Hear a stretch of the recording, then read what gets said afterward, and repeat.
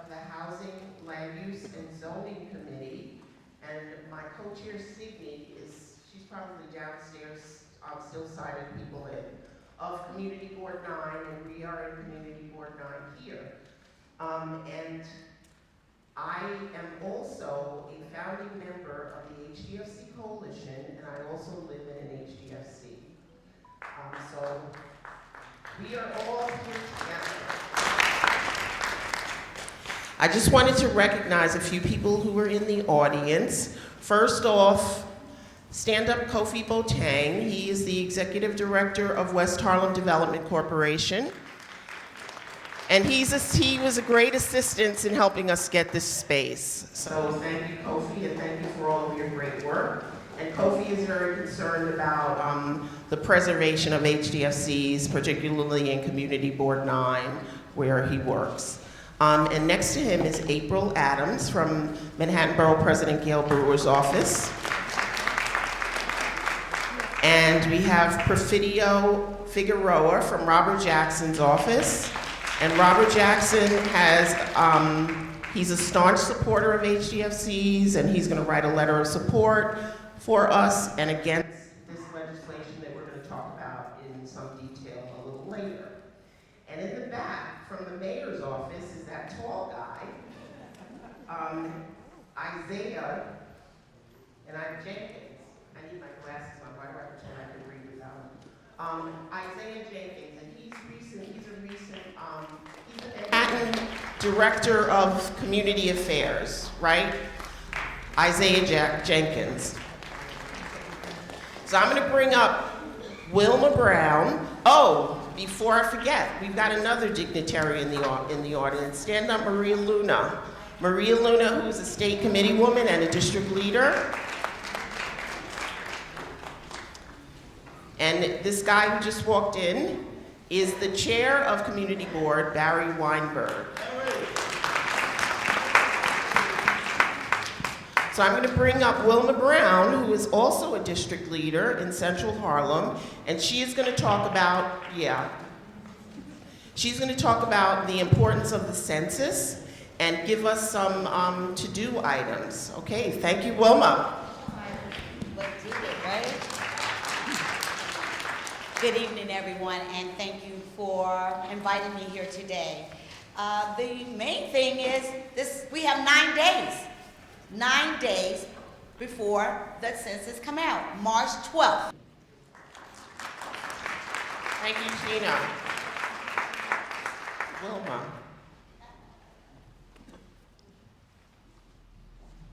Okay, so I'm supposed to talk about the efforts to take control of HDFCs. How many of you were active when HPD and the mayor's office proposed that HDFCs should all sign a regulatory agreement in exchange for the tax abatement? So you remember that fight was started 4 years ago, and we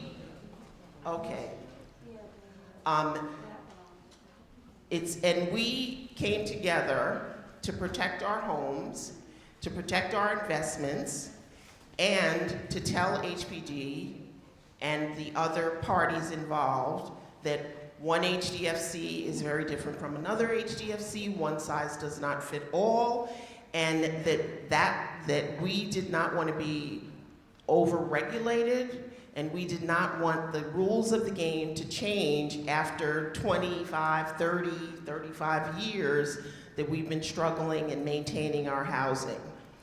And now we are faced with something far worse. Assembly member Harvey Epstein, whose district is on the Lower East Side, is proposing to, and you can see it in your packet, he's proposing to basically, from our perspective, some of us in the HDFC Coalition, from our perspective, he is proposing to regulate HDFCs out of existence as self-governing properties. And the attorneys will explain in more detail what that means and what this bill actually proposes. But so what is it that we have to do? What did we do way back then when HPD said that we all had to sign a regulatory agreement or else? We said no, and we fought. And so we have to fight now. But now we've got a much bigger fight, because it's not just the city council, it's not just the people at HPD who are gathering the storm against us. It's the whole state legislature, the state senate and the state assembly.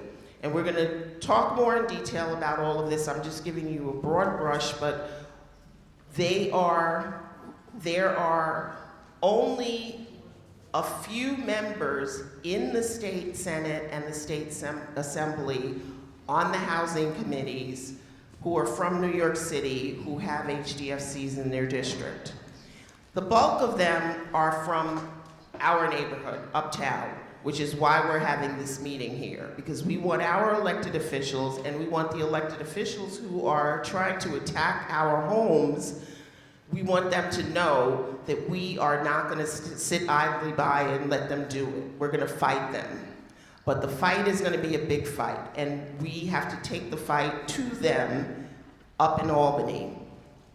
And we have to make sure that everybody, I sort of think about, I used to read the Dr. Seuss books to my son, and that Whoville, where they say every who has to count. Every who has to count in this fight. Everybody has to get involved.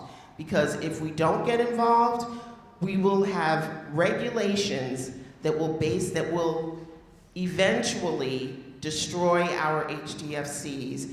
And there are what I call the nonprofit real estate developers cabal. They are waiting to take over our buildings, because they realize that when we took over our buildings, when the landlords abandoned our buildings, and we took over the management of our buildings, and we struggled through all of those years, and we made lemonade out of those lemons that we were given.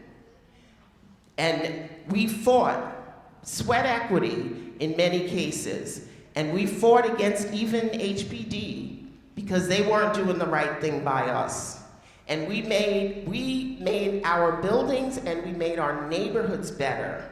And now that we've done that, and we are success stories by and large, there are some buildings that are not very successful, and we want them to get help.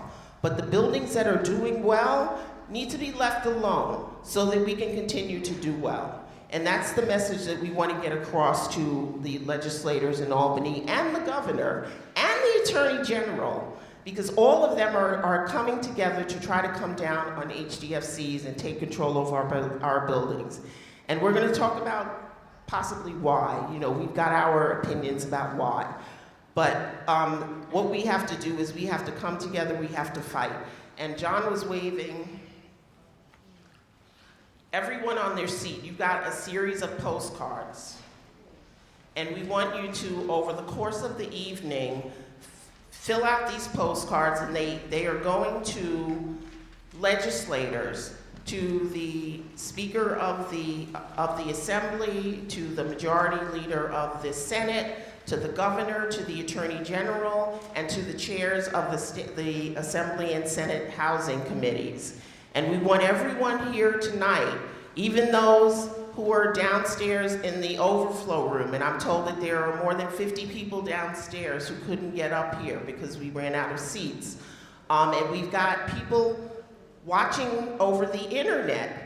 And last I checked, there was more than 40 people, and there's probably more now, watching over the internet. And we'd like, if you're on the internet and you're watching us, just give us a hello, let us know you're there. So everyone has to fill out these postcards so that we can send them up to Albany and let them know how we feel and what we think about this legislation that will legislate us out of existence. And please fill them out here and leave them with us before you go, we will mail them for you. You don't have to even spend money on a stamp. Okay, we're not going to let you out if you don't fill them out.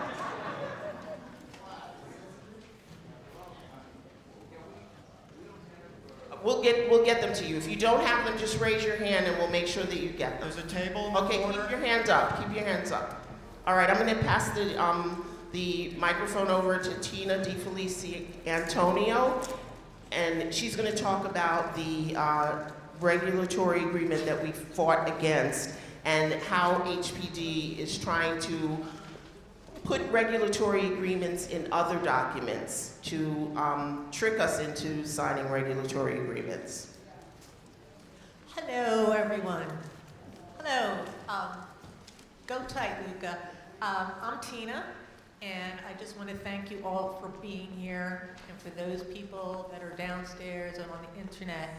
I'm really glad you guys are here to look after your homes.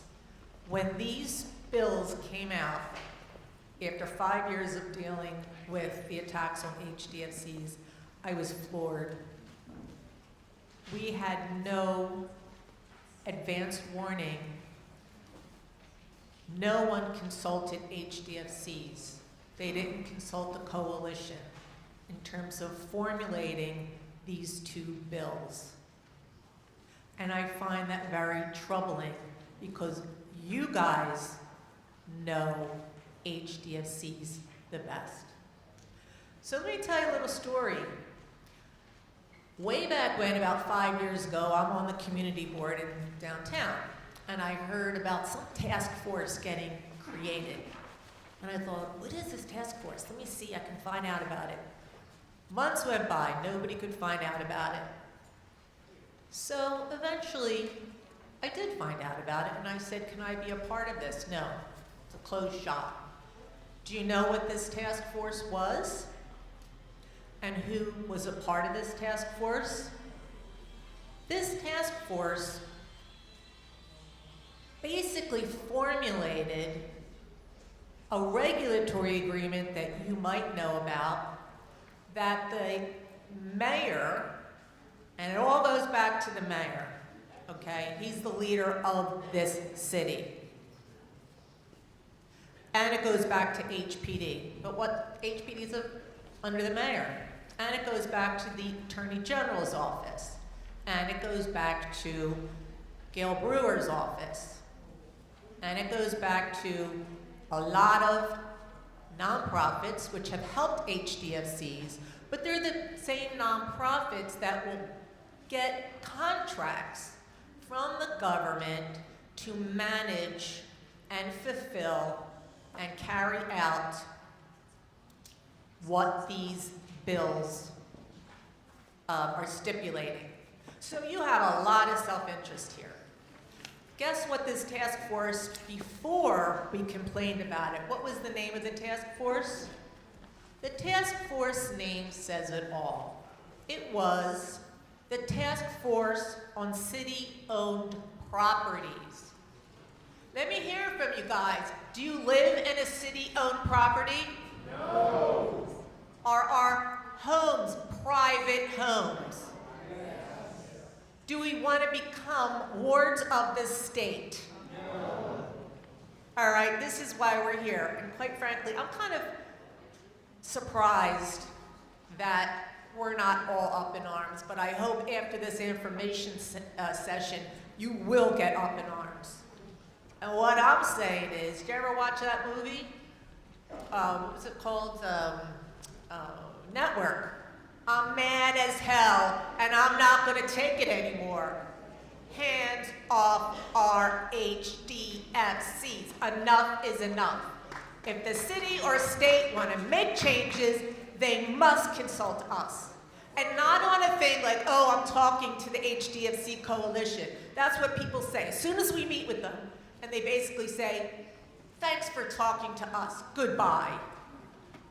All right, and then they get to say that they're talking and working with the HDFC coalition and HDFCs. No, that's not true, okay? So who was behind, who were the people behind the task force on city-owned property? The New York State Attorney General's office, who worked at UHAB. All right?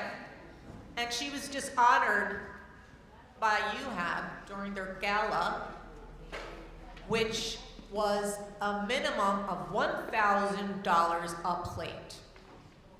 So there is a web that we can see, connect the dots of people and institutions that started this before 2015 and that have not given up. We crushed the regulatory agreement, right? We did that all together.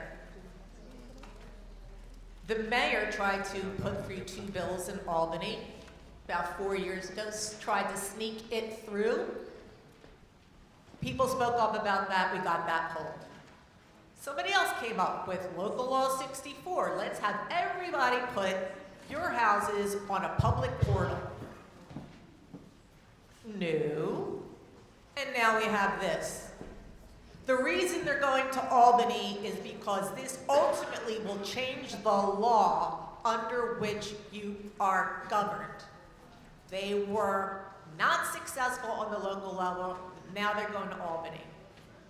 So let me just read out really quickly. We have the Urban Justice Center was a part of this. You have the Brooklyn Law School, Brooklyn Legal Services, Cooper Square Committee, Goldstein Hall, they're a law firm.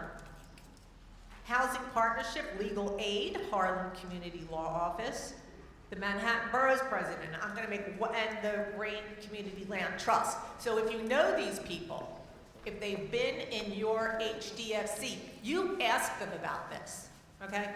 One thing I just want to finish up here, and we got to call the mayor out. He was behind a lot of this because he said, I am going to preserve or create 200,000, now it's 300,000 affordable houses. We could not get the mayor's office to say, if people sign this agreement, they will not be counted as preserved. They're targeting us because they think we can be coerced into signing this regulatory agreement. That didn't work. So then the mayor went to Albany, and now we're up here, back in Albany. So I do have to say, and Gail, I love Gail, and we've met with Gail, the Manhattan Borough President, a lot. We cannot get her to see a new perspective. But this is the perspective of this city-owned task force in terms of coercion. She said, let's offer them a carrot, this is quotes, full of property tax exemptions coupled with a stick of stronger enforcement by oversight agencies. We are not donkeys. We don't need a carrot or a stick. Thank you.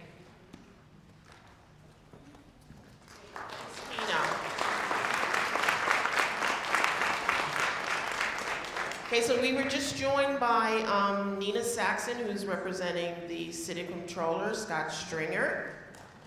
Thank you, Nina, for coming. And I'm now going to pass the microphone to Michael, who is going to talk a little bit more. But I just wanted to say one thing, that we have to think about, Tina said, who's behind this and why? Well, the who's behind it is, a lot of the people who were supposed to be helping us along the way. The why, to me, is obvious. It's because we're sitting on some now pretty expensive real estate. And who the heck do we think we are that we should be owning pretty expensive real estate? And my statement is always, look around the room. Why is it always a problem when black and brown people own stuff? Like, why does that have to be a problem in this society? And then you add to that, people who are low or middle income, city workers, teachers, people who are not rich. How could we be, first of all, making the property better, making the neighborhoods better, increasing the value, we don't deserve to be living here. But yeah, we do. And a lot of people have a vested interest in taking over our property so that they can profit from it, and so that they can benefit from it, and so that they can control it, when we signed agreements that we would benefit from it, and we would control it, and we would profit from it. And that's the agreement that should stand. And the reality is, you know, there is so much press about how HDFCs are selling apartments for $1 million and all they want to do is make money. But how many people, let me just take a quick survey. How many of you have lived in your apartment or in your building for more than 5 years? How many of you have lived in your apartment or your building for more than 10 years? All right, are you getting this on camera? How many of you have lived there more than 15 years? All right, we could keep going. Yeah.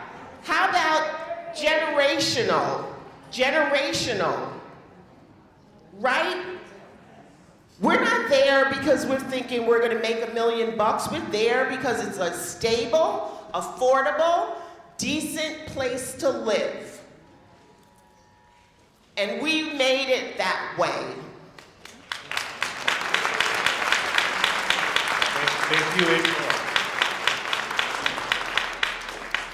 I'm just going to be very quick, and I just wanted to give you a little bit of background as to how is it that we got here? Why now?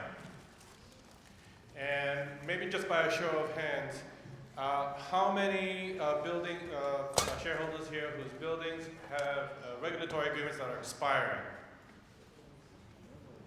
Or that are going to expire in the next 2 or 3 years? Or tax liens? Or liens? Okay. There's a reason why this is happening now. A lot of HDFC buildings are sort of being termed out of their lien agreement or their regulatory agreement, that agreement that you signed for the first 25 years. Where there were restrictions on the resale, and now many HDFCs, the whole swath of HDFCs are going to become unregulated, according to that your initial documents. The other reason why this is happening now is that in about 9 years' time, our tax abatement that we all receive and enjoy is going to expire. And so our sort of wonderful political fathers thought that this is not a good idea to have this many HDFCs unregulated. And so a group of them, and I think it's been mentioned already quite a few times, started with the de Blasio administration and supported by many other local electeds and people who work for the nonprofit organizations that are supposed to serve us and help us, and some law firms, and some attorneys. And later on, if you want to see me, I'll have a list of those folks right here on this sheet of paper.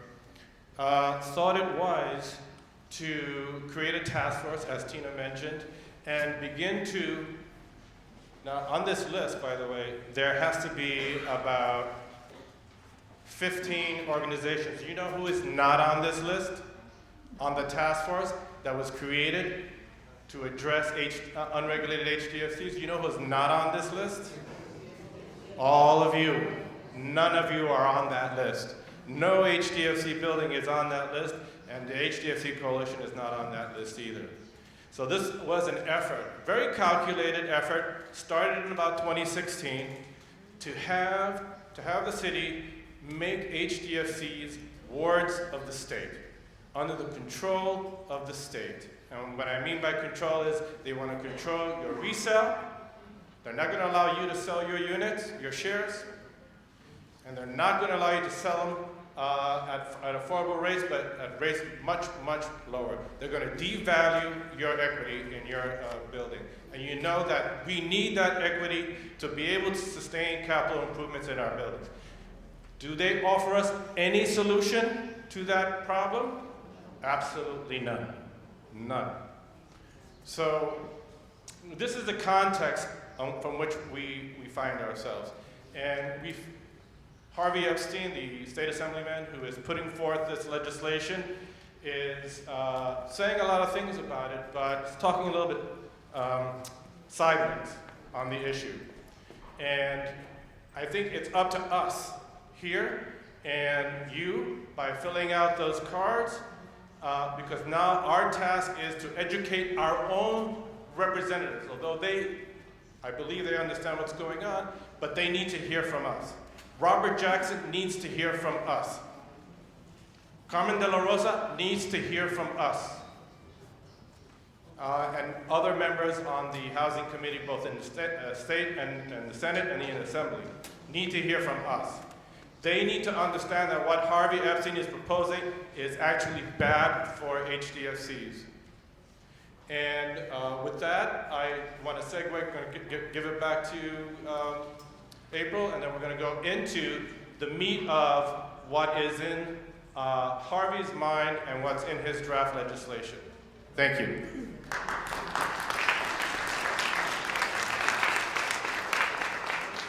So, how many people live in West Harlem here, in Community Board 9?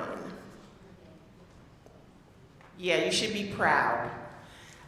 I'm going to hand the mic over to, before we get into the legislation, I'm going to hand the mic over to Barry Weinberg, the chair of CB9. Oh, and I'm to recognize Anthony Drummond from Margaret Chin's office. He is downstairs in the overflow rooms, and they are actually from downtown near in Harvey Epstein's district. So thank you for representing Margaret Chin. The activism of HDFCs and the coalition started in Community Board 9. Jordi Reyes Montblanc and some of the people sitting here, Sylvia Tyler, who happens to be my mother, was another founding member, Michael Palmer back here. And so the activism of HDFC started right here in our neighborhood. Our neighborhood happens to have the largest number of HDFCs in the city. And most of the HDFCs in this community are functioning well. Some are not, but most are functioning well. And Barry is going to describe some of the recent activism of our community board and how we are still, West Harlem Community Board 9 and the HDFC Coalition is still cutting edge. Thank you very much, April. And I would like to just point out that we would not be going strong and cutting edge if it were not for April Tyler and Michael Palma, who deserve a lot of this credit, and who have devoted hundreds and hundreds of hours to this work. But I want to also stop and just say that, you know, your activism isn't just right now about saving your buildings. It also created your buildings, or your parents' activism, or your predecessor shareholders' activism. They all created your buildings at a time when HPD never wanted you to own them.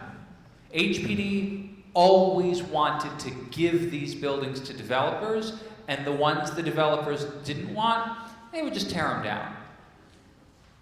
And it's the activism of the people who lived in those buildings that stopped that from happening, and it's only by reactivating that same power right now will you be able to prevent the agency that never wanted your buildings to exist in the first place from essentially killing off what is one of the few successful models of private income-limited home ownership in this city that works.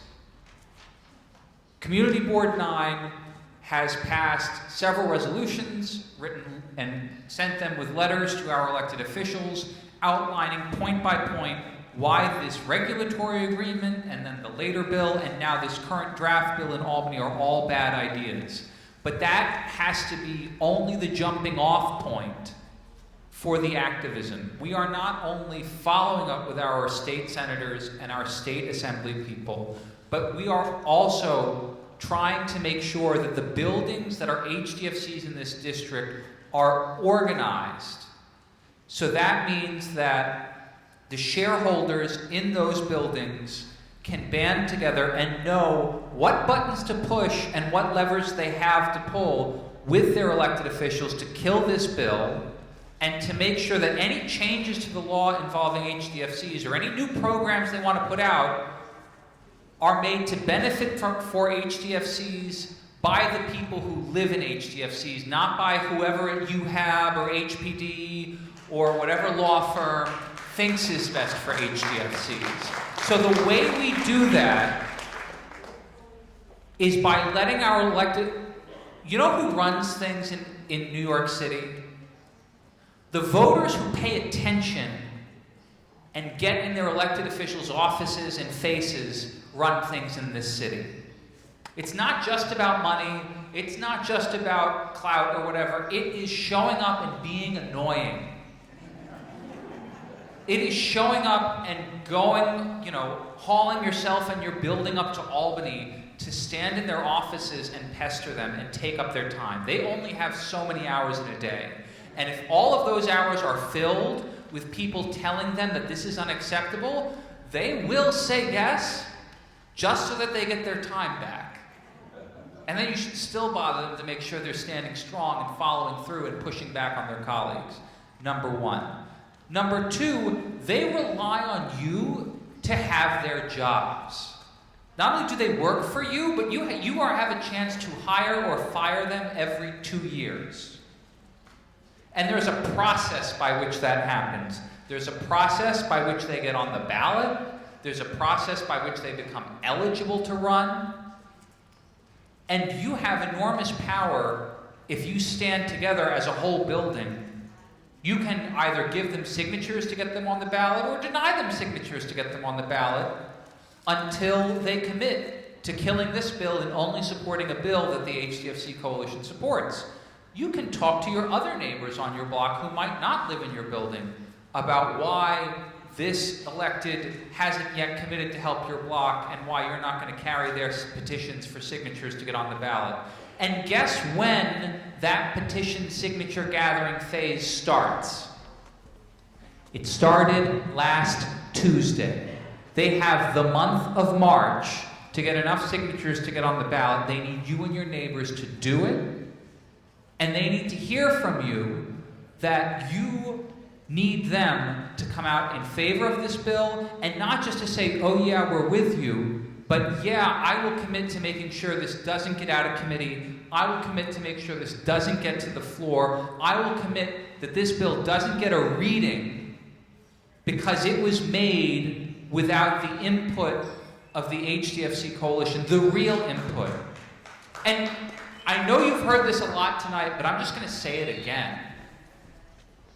This bill, all of these efforts are linked to other things that are going on or in HDFCs, especially foreclosure and third-party transfer. Because they don't want these buildings to exist, and they don't want them to succeed. And they want to fill out that plan that they had 30 years ago where they give these buildings to developers, many of whom, by the way, have donated to the mayor. Shocker. So if they can't get you through foreclosure, when you're being advised by the very same nonprofits that will receive your building if you are foreclosed upon, think about that. UHAB has a contract to help your building. UHAB also gets your building if you fail and get foreclosed on. What do you think UHAB wants? To help your building or to own your building? They want to own your building. They want to run your building because they don't think you should have it. And that is what this is all about. And so that nonprofit real estate developer cabal that April mentioned, Lemley and Wolf, UHAB, ShoeHab, I'm sure I'm missing a couple other folks. Neighborhood Restore, the granddaddy of it. Oh, there's a convenient list. Cooper Square Committee. They all, Urban Justice Center, they all want your buildings to be foreclosed. You have to work, you have to make sure your buildings aren't troubled, and if they are troubled, don't go to UHAB. Seek assistance from people you can trust within the coalition who can direct you to better resources. And then band together, march into your elected officials' district offices and get meetings. Go to them in Albany and say, okay, great, you're with us. Now, are you going to call Epstein? Are you going to call Carl Hastie, who's the Speaker of the Assembly? Are you going to, Senator, are you going to call Andrea Stewart Cousins, who's the Senate Majority Leader, to make sure this bill doesn't get to the floor? Are you going to talk to your colleagues on the Housing Committee to make sure it doesn't make it out of committee? This bill needs to die. And I don't know whether we have to drive a stake through its heart, or shove garlic in its mouth, or drown it in holy water, but it needs to stop coming back. Because it keeps coming back, and this needs to be the end of it. And so we in Community Board 9 are mobilizing to make sure not only that our electeds stand with us, which I believe they will, but then they also go to the mat for us in conference, they go to mat for us in committee, and they make sure this bill doesn't see the light of day. So you need to know, raise your hand if you can name your state assembly person. That's not enough hands. In fact, I am going to pull up right now where you can find out your state assembly person.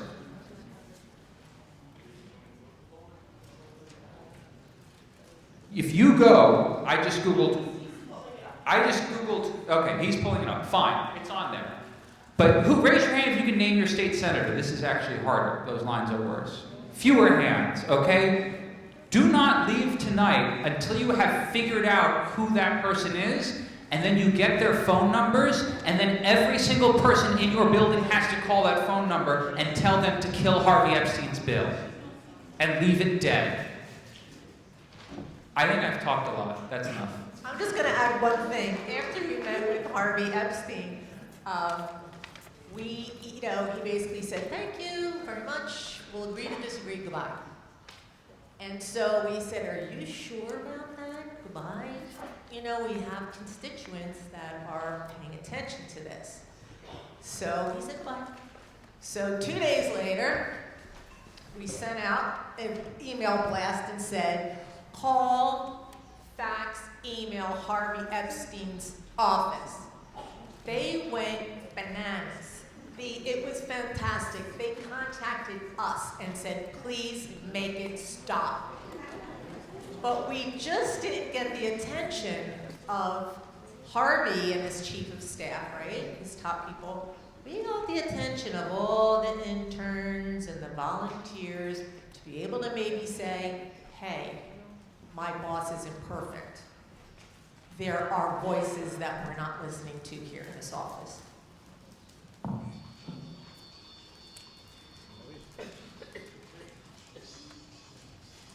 Okay, so we are now going to get to the nitty-gritty, and we have Andrew Stern and Vladimir Pavlovic, two attorneys, and Vladimir actually lives in an HDFC, and Andrew has worked with HDFCs for many, many years, and they are going to explain some provisions of the bill. And I promise you, it's not going to be lawyer speak, it's going to be English, so you'll understand. But just so that you get a sense of just how bad this is, and just how bad and detrimental it will be if it passes. And like Barry said, and Tina said, and Michael said, and I said, it has to die before it sees the light of day. Can we distinguish between the draft bill and the introduced bill? Absolutely. Let me interrupt you 1 second. I would like to thank these two gentlemen. They are working pro bono. They're working pro bono. Okay? They've spent lots and lots and lots of hours. And they've been very good friends. So, as I hope you're aware, there are two pieces of legislation or two laws that we're going to talk about this evening. One of them has been proposed as a bill, and we're going to, rather than use its assembly number, we're just going to call it the Ombudsman Bill. The idea is to create a HDFC Ombudsman's Office that is going to be a state official who is in the Department of Law, reports to the Attorney General, who we've talked a bit about this evening, and they're going to perform certain roles. And I'm just going to lay out the roles that this office is going to perform, and then I'm going to remind you that the way this bill is set up is that it's funded on an essentially per unit basis by your HDFCs, which by necessity will pass this expense on to you. So the first thing that the Ombudsman's office is going to do is they're essentially a advisory or education and informational. They have an education and informational function. They are supposed to inform you of your legal rights and duties, publish materials to educate and inform you, hold workshops or seminars and other such things, which I assume somebody else is going to talk about how that's a bit of a double-edged sword, which is to say, as we've heard, they're going to be espousing a point of view about how you should be running your HDFCs and what your duties and rights are in running those HDFCs. And they're going to make that view available with the kind of watermark of the state of New York. And that may or may not be a good thing. It's going to be something I imagine you will collectively debate. I have been asked to give a somewhat neutral presentation on this, so I'm not going to opine. But I just want to make you aware that that's one of the major things that's kind of part of this Ombudsman bill. The second thing they're going to do is provide a mechanism that is supposed to be voluntary for you as shareholders and HDFCs and other stakeholders in the running of HDFCs to resolve disputes. They're going to have alternative dispute resolution for shareholders, either between themselves or between shareholders and their HDFCs.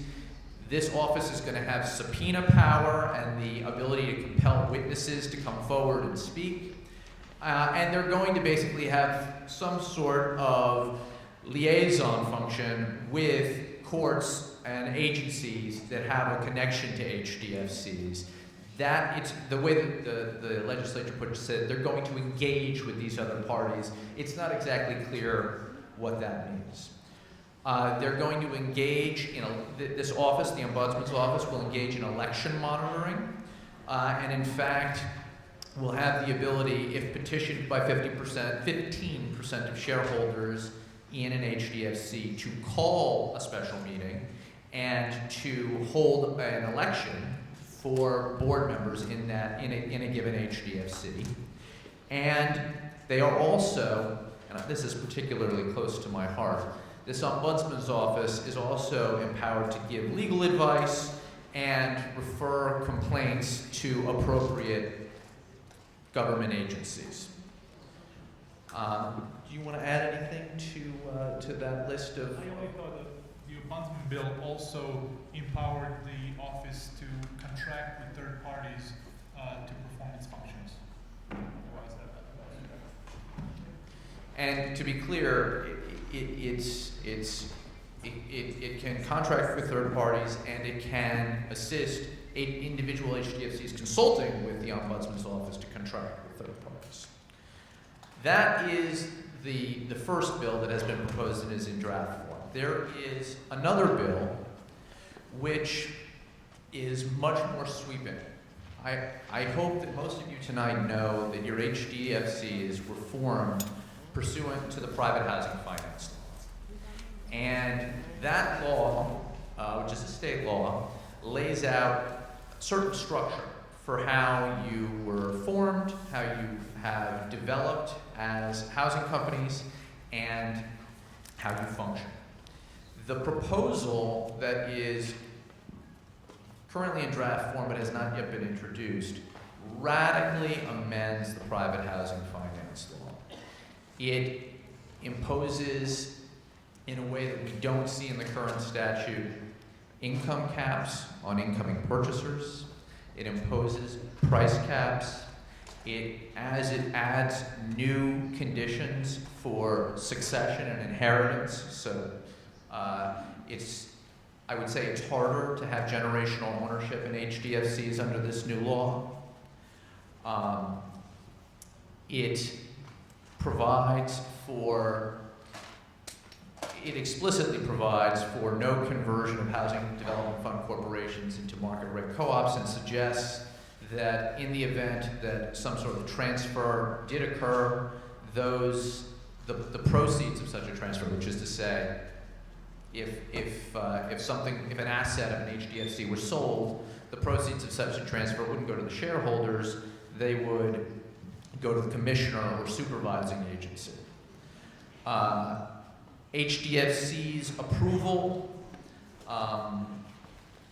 and over many decisions that are normally made by boards of co-ops, including HDFCs, is enhanced or amplified in this amended statute. And then there are provisions that are nowhere found in this portion of the private housing finance law, and it essentially provides that in the event that an HDFC is found to be in default of this new version of the private housing finance law, either if they are unable to cure or fail to cure after notice, that the state can essentially appoint a board of directors, revoke or suspend part of the tax benefits the HD receives, or exercise any other remedy available under applicable law, which essentially is a fancy way of saying that they're telling you that they're telling HDFCs that if the rules are not complied with, they're going to be able to take away both the ability to self-govern your HDFCs and possibly the financial viability of your HDFCs by virtue of denying you tax benefits you currently enjoy.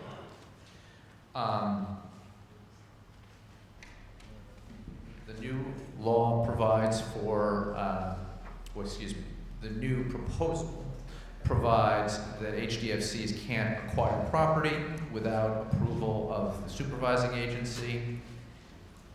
They convert the buildings into essentially not-for-profit corporations, which is to say that they make your housing companies subject to the not-for-profit corporation law, which may be true of some membership HDFCs, but is generally not true of most shareholder HDFCs at the present time. Again, they provide for price caps on the sale of units, and they provide for conditions on tax benefits to HDFCs based on income of the existing shareholders. They provide that in the event that a transfer of ownership of shares and an HDFC apartment takes place without complying with this statute, that transfer can be void.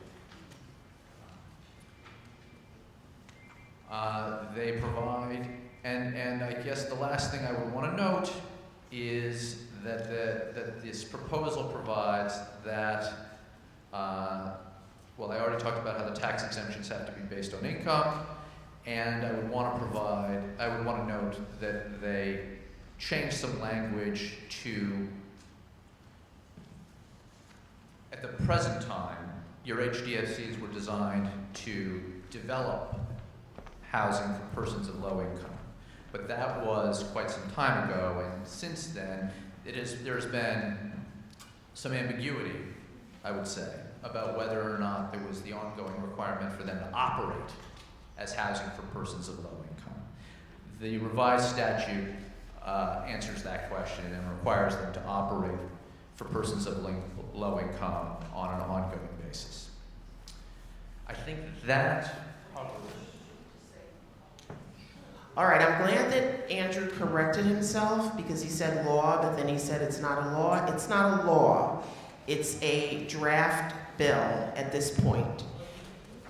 The Ombudsman bill is a bill that only has a Senate sponsor. I believe they do not have an Assembly sponsor. I believe they do not yet have a Senate co-sponsor, and in order for a bill to advance, you have to have a bill in both houses.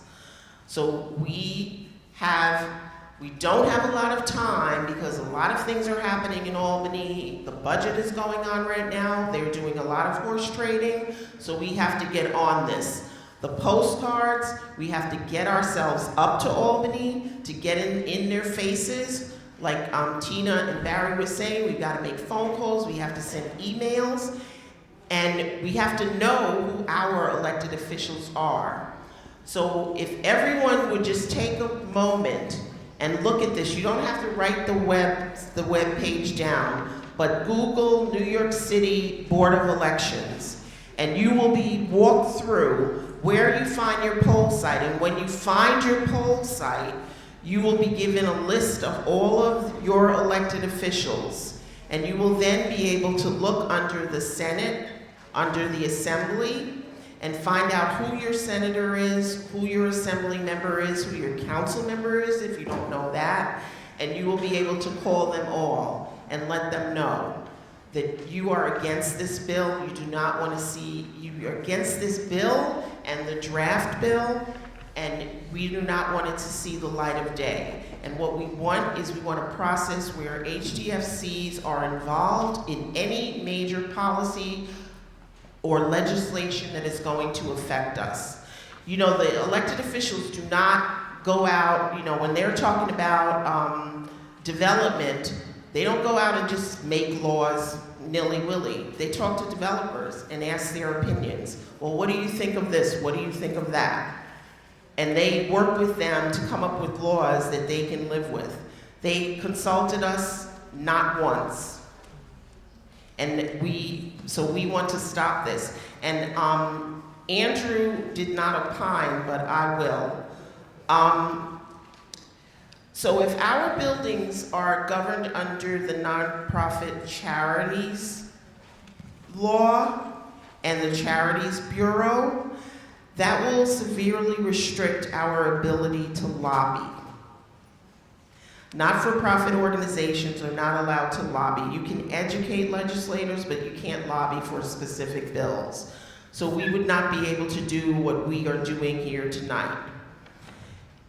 And the tax benefit, if your building gets a damn tax benefit, your building gets the benefit for the entire building. This bill would change it so that based on the income of individual apartments, the benefit would either be a full benefit, a partial benefit, or no benefit, depending on the income of the apartment. So this would essentially be an annual income test for HDFCs, where we don't have an income test. We're not Section 8. We don't have to prove our income every year, and only incoming shareholders have to prove their income. If you're an original shareholder, if you lived there when the building converted, you didn't have to prove your income.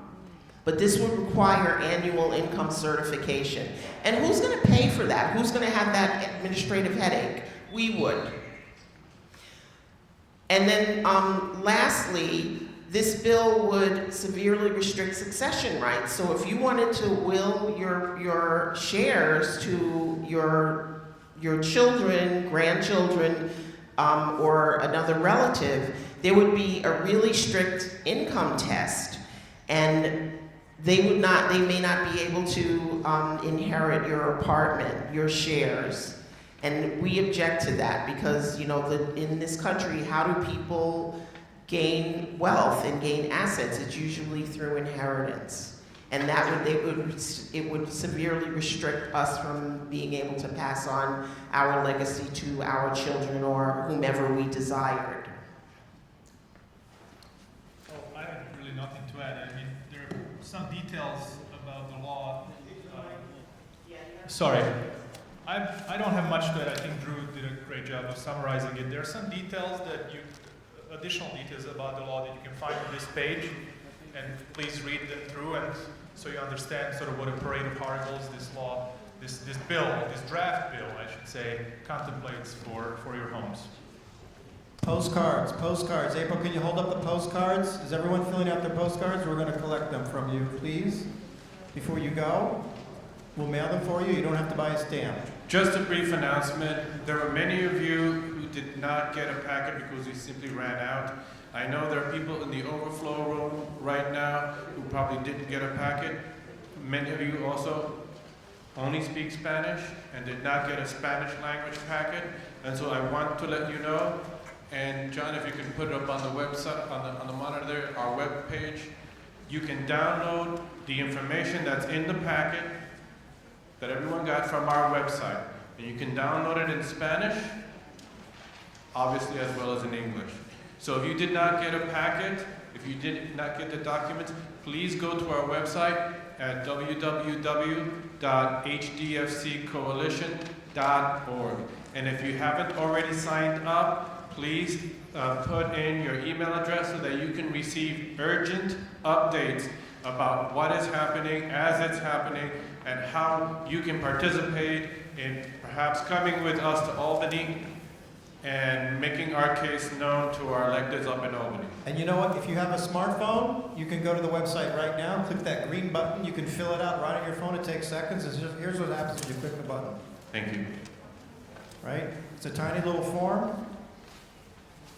Okay, so before we get to what we need to do, and one of the questions was, what are the top things that we should do? And we're going to get to those in a couple of minutes. Sylvia and Tina are going to go over what we can do, in addition to filling out the postcards, what we need to do, and how we need to grow this effort very quickly.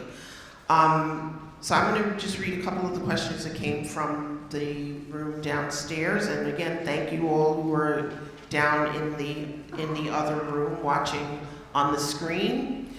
So one of the questions is when the HDFC converted, was it written in our agreement that our buildings could be taken over after a certain amount of years? And the answer is absolutely, positively no.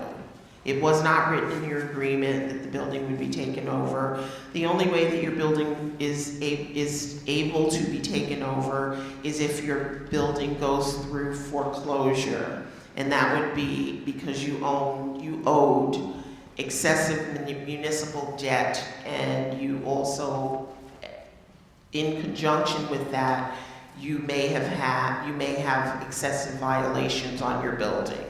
And there's a whole process that you would go through in order to go through that foreclosure. And the really troubling part of that is that if your building does go through foreclosure through the third-party transfer program, then you lose all of your equity and you become a rental again.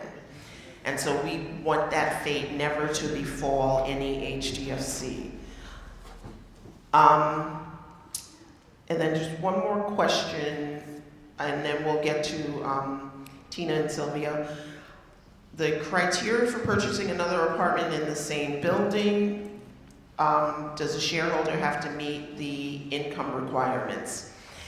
And the answer is probably yes, but I'm going to put this question to the attorneys. There is no provision for building transfers that would exempt a shareholder from the requirements of the proposed amendments.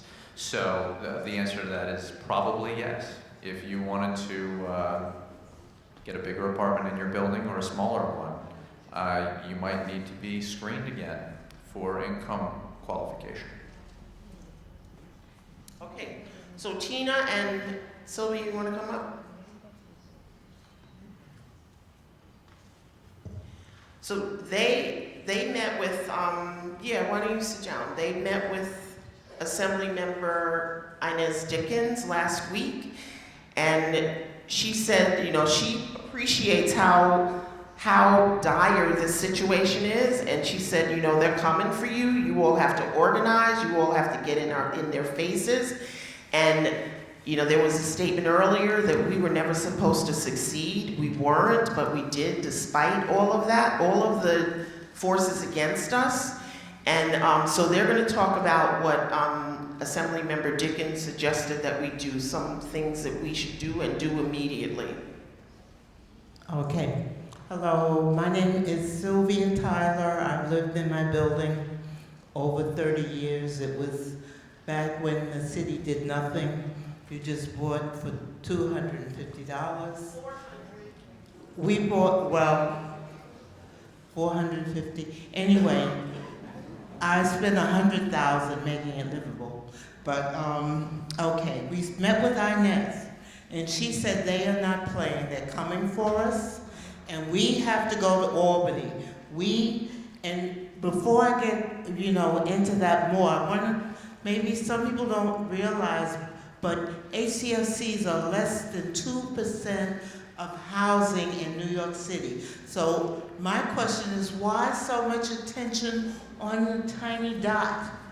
Because we represent a tiny dot in terms of housing, but that's another thing. But we have to plan, everybody here should get ready to go to Albany ASAP. Inez said, this month, get it together, get your buses, go up there, go see Democrats and Republicans, senators and assemblymen. Take enough people so 2 or 3 people could be at each office and they could talk to them very calmly and tell them, no, we're not having this. We're not asking them, we're telling them. We are not having this. This is our home, and I want to say to you a very important word, equity. Equity. That is important. If you haven't thought about it, think about it. Because if you did have to, for whatever reason, sell your apartment, and you have a right to do that, you want to get the equity. This is a capitalist society. Why is it when it comes to us, we have to act like we're welfare recipients or something? No, we pay our full share, we pay our taxes, and we have a right to our equity. So before you leave tonight, I wish we could have a sign up for the bus, but expect a call from us because we're going to organize buses. We're going to start next week. And let me see by show of hands, who would go up to Albany? Okay, so that means we need at least 2 buses. Okay. And that means, of course, we have to come together with the money and pay for the buses. But our equity, our homes are worth it if we have to pay $25, $50, whatever, to go to Albany. So expect a call from us because we're going to go. Right, Tina? Yeah, that's right. And Barry was just saying, if you can't go, well, either way, see if you can get your neighbors to go, whether you can go or you can't go. So it's up to us to be the troops. This is our fight. Nobody is going to fight it for us, okay? So the other thing we can do is spreading the word, okay? Getting your neighbors to contact your elected officials, especially Harvey Epstein. We gotta turn up the heat. When we were in Inez's office, she said, oh, you got to go up there. We're thinking, okay, we're busy and trying to get this town hall together. And she said, get up there now. And one of the things she said, we have to be careful about horse trading. Okay, they'll throw us under the bus to get somebody else's bill. The horse trading thing. Well, we're not horses. You can't trade us. And let's make sure people know that. So spreading the word, thinking about coming up to Albany, emails and phone calls and stop by your elected offices. That's important. And we do need volunteers. We're a fun group, but we're a very focused group. Volunteers are really important. And then we also get your contribution, your thoughts, your feedback, your ideas. So I don't know how to emphasize it any further, except to say when I met with a very high-priced attorney who used to be a civil servant, she said to me, this has to happen before March.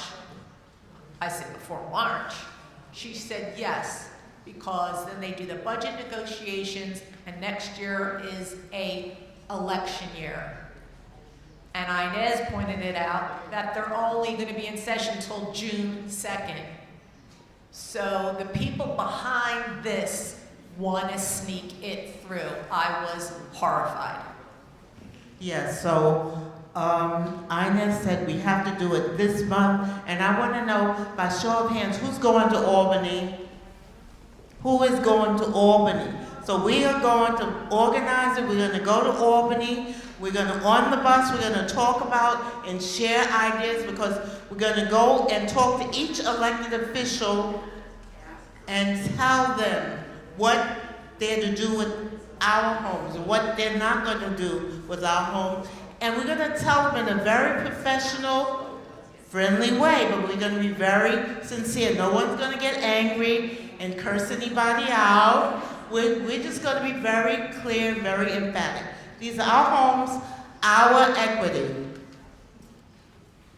I just want to say, if only the people who are here go to Albany, we may not win. And what I mean is, if you do everything on this agenda, if you call your elected, if you call this your state senator, your state assembly person, if you go to your community board, and if you go to Albany, that might not be enough. Which means, if you've done all of that, you need to then go and knock on the door next to yours and organize and make sure your neighbor then does those same 5 things that you just did. And then you both need to go to the next person. And then if everyone here, if their entire building does it, that is how you win. And if you've done all of that, you can help the HDFC Coalition do outreach to buildings that haven't shown up yet and that don't know about this yet. But the work isn't going to be done if you just do your little part and then sit there when you've done it. You need to then grab the next person and drag them and make them do the exact same thing. It's only that way that this really stops, and you flood the Capitol and you do a giant day and you're in everybody's offices and you show up at your community boards and you turn up the heat and know exactly as they said, you are not horses to be traded. These are your homes, and you're not going to let someone decide that they're going to take it away from you because they don't think you deserve to have it.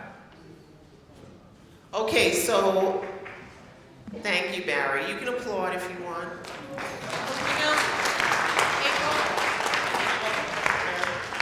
You know, we're talking about having our voices heard, right? This is a democracy. We make the government. We make the government. We have to hold them accountable.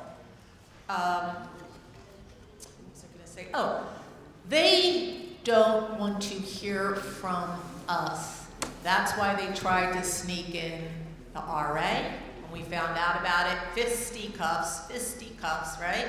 They awoke a sleeping giant when they tried to mess with us. And we are a giant. And it's time we stomp our feet.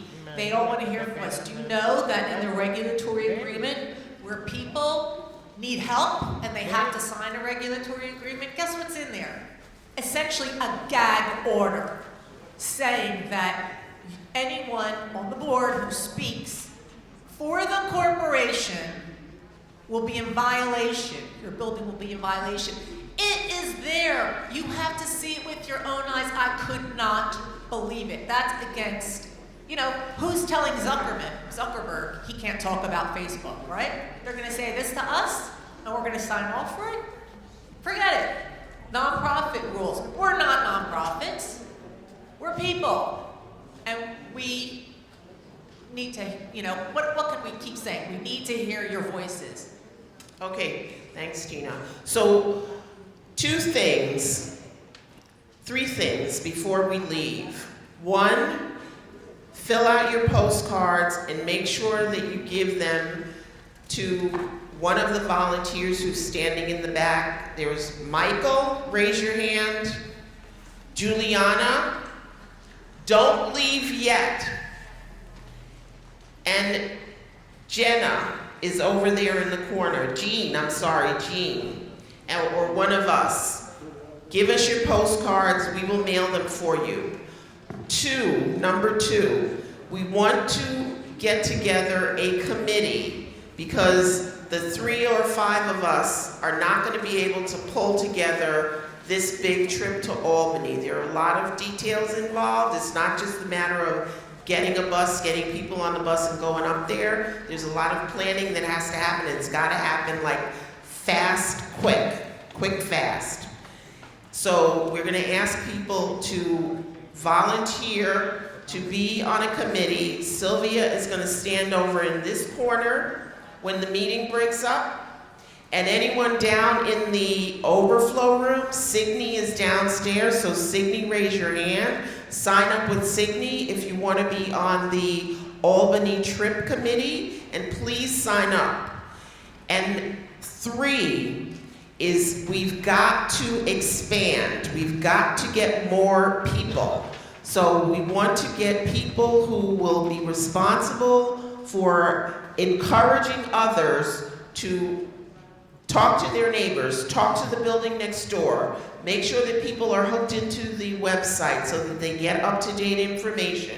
And so we want to get a few people who will get together and be responsible and help coordinate that effort. And John, I'm going to assign you. John is sitting over here at this table. If you want to help with the volunteer recruitment effort, go over to John when the meeting breaks up and sign up with him. Sylvia is going to be over in the corner to my left, and John is over to my right. And now I'm going to ask Lisa, who is actually in Harvey Epstein's district, and they had a meeting with him, to talk for 3 quick minutes about that meeting, and then we're going to spend the rest of the time answering your questions. We don't want you to leave with questions, all right? Where's Lisa? Lisa Romaci is sitting right behind you. Oh. April, can I just say a couple of nice things? So we were able to form a chapter of the HDFC coalition in the Lower East Side, and Lisa Romaci, Martha Danziger, Kieran Cusack, and some other people have been doing the kind of thing that everybody needs to do. They've been organizing their neighborhood, they've been organizing their buildings. They just had their 3rd year in a row. About a week or 2 weeks ago, they had a town hall meeting for HDFCs just in their area, like we're having up here, Uptown. And they were able to get Assembly Member Harvey Epstein to come to the meeting and talk to what were some pretty angry HDFC shareholders from his district. And you can watch the video online, and Lisa will now tell you everything she wants to tell you about that. Before Lisa does that, let me just recognize Eric Coelho, who is standing in the back. He represents Councilmember Mark Levine, who is also a strong supporter of HDFCs in the community. Thanks, Eric. Hi, thanks for inviting me. Again, my name is Lisa Romaci. I'm a 40-year sweat equity homeowner from the East Village who got taken in a real estate scam. I moved into an abandoned building where there was no plumbing because the junkies had ripped it out to sell for scrap. There were no windows. There were no appliances. There was no heat. There was a leaking roof. There were 3 shooting galleries. We moved into the building. We got into the TIL program. We did not get a penny from the city. With our own money, we fixed the roof, and our own labor. We fixed the roof. We put in windows. We replumbed a 6-story, 100-year-old tenement building. We paid to have the electric done because we figured if the plumbing blew, we could get wet. If the electric went, no. So that's the only thing that we did not do ourselves. We got rid of the junkies. We filled 40 cubic yard dumpsters with trash that was in the air shafts and in the building. And again, not once did the city come along and offer us their help. We bought the building in 1988. We got a 60-40 agreement, which we abided to by the letter. We have never once been late on our taxes, on our utilities. We have never had a problem with the city until the first RA issue that rose with HPD, which is when I first became aware of the coalition. I've known Harvey Epstein since I was on the Community Board 3 with him in the 1990s. He is extremely dangerous. He is an urban justice lawyer, and they're one of the people who he wants to give buildings to. He lives in $1.5 million co-op on 3rd Street and Avenue A that nobody can ever take away from him, that he can leave to his children if he wants. And he is a total hypocrite. If you watch the meeting on the website, twice he was specifically asked about things in this bill. One was the succession issue. A woman came up wanting to know about leaving her apartment to her child. And the second one was the thing about getting out of the program. Harvey claimed in both instances that he had no idea what they were talking about, that he didn't even know what was in his own bill, okay? Do not trust him as far as you can throw a grand piano. He did agree to form a task force with us, but his thing is he will only meet with people from his district. I was in contact with his chief of staff, Aura Olavarria, saying, Aura, why just people from the 74th? Because this bill impacts HDFC shareholders all over the city. And her response was, Harvey's already met with the coalition, and when he met with the coalition, there wasn't even a draft bill, so it wasn't even discussed. Two, then he said, well, state assembly members can meet with their own people in their own areas. And I'm like, but it's only a draft bill. Why aren't you giving people the benefit of telling them about this bill before it progresses any further? You know, this is going to impact people's lives. He doesn't care. That's the really frightening part. He does not care. He doesn't care about you.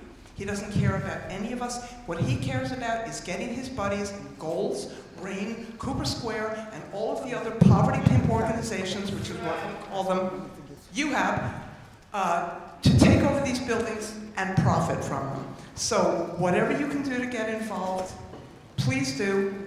Tell all of your people in your buildings to get involved, because if we don't stop this guy, I mean, this is the worst one yet. Every year it's been a slow progression. This is the worst one yet, and Harvey is very clever. He's a lawyer, he's devious, he's smart. We're trying to put together a task force with him. Once again, he only wants it to be 74th AD people, and he wants to choose the recipients of the invites, so he can put his people in. Because there were none of his people at our meeting at Theater for the New City 2 weeks ago. He was faced with 270 non-pro-Harvey shareholders. He was not expecting that. He was extremely rattled and extremely discomfited, so we have to keep him on his toes. We just have to keep fighting him every step of the way. Thank you. Thank you, Lisa. And just for your information, the last time I checked, there were over 100 people who were looking at the live stream throughout the city. And we are truly a citywide group, because there are HDFCs in every borough, well, not every borough except for Staten Island. There are a couple in Queens. I just wanted to make an announcement. One representative from Assembly Member Al Taylor's office is in the back, Antonio Jones. John. And one of the questions was, where can I get free legal assistance if I live in an HDFC and I'm having some trouble? And they run an HDFC, they're calling it the HDFC Empowerment Group, and they offer free legal assistance, and the next meeting is March 13th, and there are flyers in the back, so if you want to pick up a flyer, and we'll actually get some of those flyers downstairs to the second floor, so you can pick up this information on your way out. So now we're going to go to some questions, and Tina's going to time the questions, so please. And I see the gentleman in the back has had his hand right here. The gentleman in the back here has had his hand up, and then we'll come to you. And please ask a question, and try not to make a statement. We're going to time you 90 seconds. My first one was, so we have these postcards, and I'm just the only person from my building here. Is there a place that we can download this so I can have every shareholder in my building? We can mail them off ourselves. I'm sure that would be appropriate. I don't have the addresses once I turn them. We could put them online so you can download them and then print them on paper, but it's a little tricky. You print two on one piece of paper, and you got to print the backside.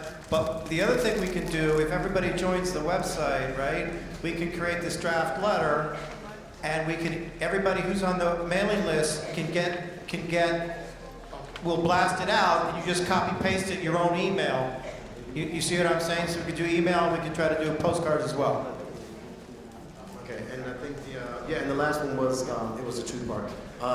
We said that Harvey Epstein was the main person, and like, can we get who else we should definitely be targeting, like Epstein first, then, and then like a succession list?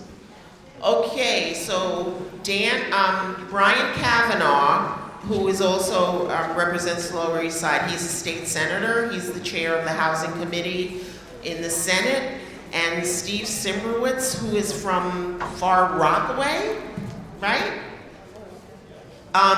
He is the chair of the Housing Committee in the Assembly. And if you go to the State Senate and the State Assembly web pages and look up committees, you'll see the whole list of who is on the Housing Committee for both. And I think there are, if I'm remembering correctly, 13 members on the Senate Committee and like 23 on the Assembly Committee. So you can see the complete list. And you'll see probably your elected official on there also. Okay, we have another question. That was my question exactly. I was once the president of the board of directors of my building, but we are very misinformed. So I would like to share the information with everyone in my building because I'm almost sure I'm the only person here from my building, and I would like to know how to go about doing that to motivate everyone to try and join or get some to go to Albany. You know, how can I do this? Have you joined the mailing list of the HDFC Coalition? Okay, so again, if you go to the website, www.hdfc Coalition, there's a green button, you just click it, and you fill out your name and address. Your neighbors can do that too. It's www.hdfccoalition.org. Okay, you don't have to write it down because it's on your agenda. It's on the bottom of the flyer. The website is on the flyers, okay? Mr. Scott in the back. You're next.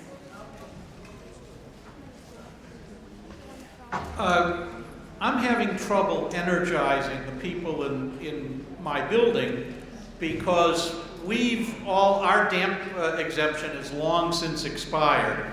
And the building next door to us, the HDFC next door to us, will expire in a year or two.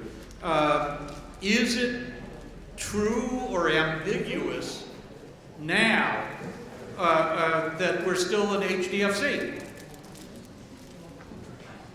Can I just say the damp partial tax exemption that most HDFC co-ops get citywide has not expired. It will not expire until 2029, and one of the things that needs to happen is approximately by 2024 there needs to be a replacement. Ours expired in 2008. We have not changed. We have not signed another regulatory agreement. No, your building is organized under the private housing finance law, and your building is organized as an HDFC. And your building will always be an HDFC unless you dissolve that corporation and constitute another one. Drew has something to say. Yeah, I would just point out that for better or for worse, receiving tax benefits does not make you an HDFC. The city has tried to pair these things, connect them in your mind, but they're not the same thing. You're an HDFC, whether or not the city is giving you those benefits, okay? In terms of, I think April might be in a better position to tell you why you should be motivating your fellow shareholders with or without the damp exemption. But as has been said throughout this evening, the proposed amended private housing finance law would make it hard to finance purchases, would make it hard to refinance, could significantly shrink the market for buying and selling shares in HDFCs, and do a number of other things that could impact on your equity as shareholders, essentially devaluing what for many people in this room is their most valuable asset. Does that answer your question, sir? Also, if you have something that's expiring, like your 60/40 agreement, that does not necessarily mean you won't get damp anymore. If you have a regulatory agreement that's expiring, that does not necessarily mean you won't get a damp tax exemption anymore. Hi, I'm Anthony. I have two questions addressed to the attorney. So there's numerous allegations of kind of, massive corruption and malfeasance in my building from former employees, current employees, shareholders, and former board members. And, I've been trying to see our general ledger, book of accounts, incomes, and expenses. I've tried going through HPD under private finance housing law to Commissioner Carroll to, but she could compel the board to release the books. I've kind of hit a roadblock there. Reading through business, corporation law and other law that, I can file a petition for writ of mandamus with other shareholders and we can organize. I was wondering, is there any other effective legal remedy or, accessing a politician where we can go through the book of accounts and see expenses and income? So when shareholders come to me and say there's a transparency problem with respect to a sitting board and there are allegations of misconduct, whether it's the board or the employees or whatever the case might be, the first thing I say to them is, if you can solve this problem as a political problem, if you can vote out the current board and get in fresh blood who will see things your way, that is always the most cost-effective approach. However, if you do need legal relief, if the first set of advice I suggested is not possible, and that does happen,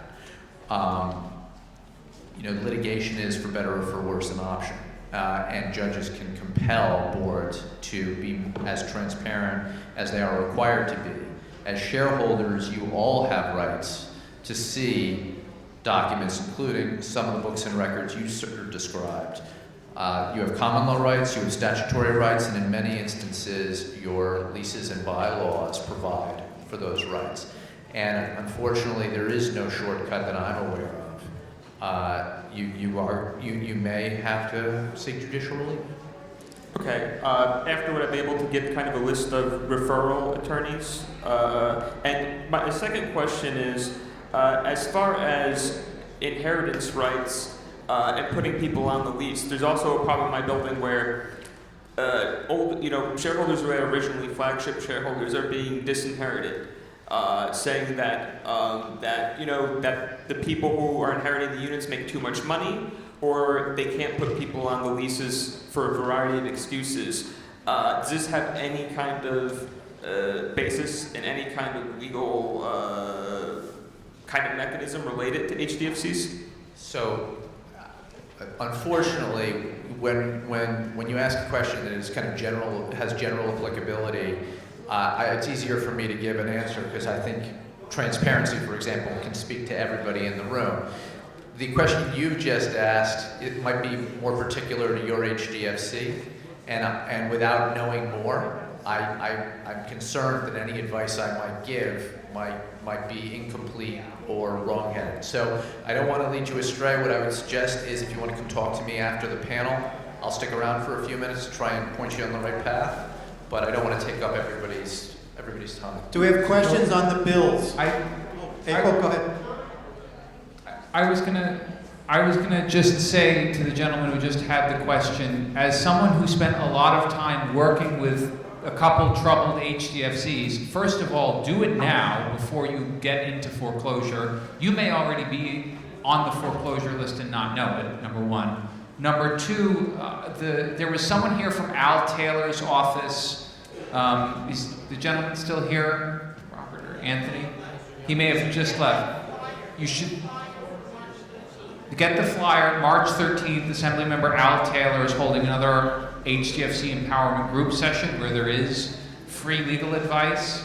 And honestly, if you cannot, as the attorney suggested, change the board, then you should seek legal remedy as soon as possible, because the longer this goes, you should also do what you can for right now. So check your building's Department of Finance property tax records. Anyone can look that up and see if they're in arrears. And that's a good way to start. Questions on the bills? Yes.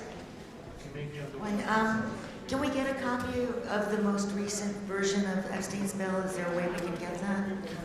Okay, It's so not a tax liens bill. It's a draft of an amendment to the private housing finance law. And if you go to the HDFC Coalition website and you look for the PHFL page, you'll find the bill, the text of the bill there, as well as a plain language description of the bill. Great, okay. Okay? I have a couple of follow-up, very quick. I was going to ask about Al Taylor and Committee Board 12 and whether there's something we can be doing uptown. And I also wanted to say that a couple of people have said they have no support in their building. Can you link us together, people in our neighborhoods, so that we can join with people who are more isolated and help them organize? That is one of the things that we ask people to participate in this volunteer recruitment committee, and that's one of the things that we would hope that this committee would foster, is connections between buildings in close proximity. So that is a goal of ours. And yes, if you want to talk to us afterwards, and we have to be out of here before 9, so we don't have a lot of time to mill about, but if you want to talk to us afterwards, we can get your information and see which buildings are nearby you, and we can link you to them. But we would like to help facilitate that with all of the buildings. Okay, Mike, here. I realize the timing of this might be bad, but is there any effort to challenge Epstein in a primary or a third-party candidate that we could offer to, or let him know that we'll be happy to? I'll go to the Lower East Side and support, canvass for somebody else. I realize the timing's weird because of the signatures, but is there anything along those lines that we could do to let him know that he shouldn't take his seat for granted if he's gonna go after us in this way? I know a good printer.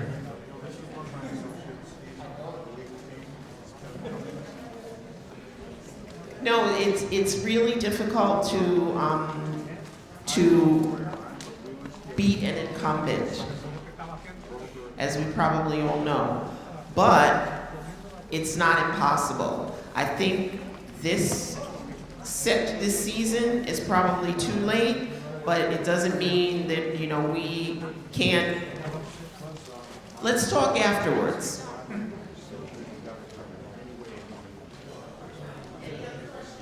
Questions on the bills? Does anybody have a question about the bills? All right, so, I had a question. Kelsey? Can I just?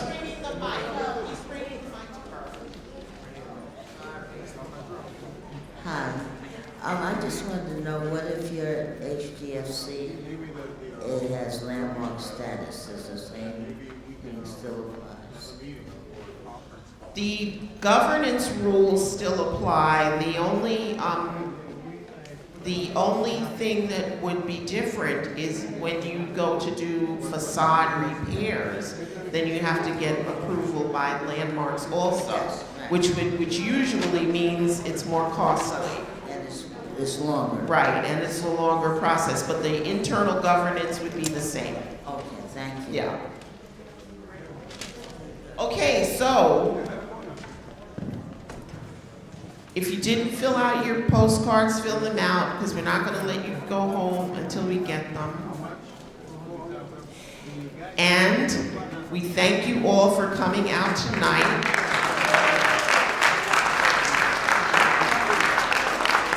And while many people think that this is a done deal, it's not a done deal until the bill is signed by the governor. Kill the bill. Kill the bill. And so we believe that we can stop this, but we have to work to stop it. It's not just going to happen. And so we're in for the fight, right? Yes! Okay, thank you all. And thank our panelists, thank everyone, and our volunteers who helped out.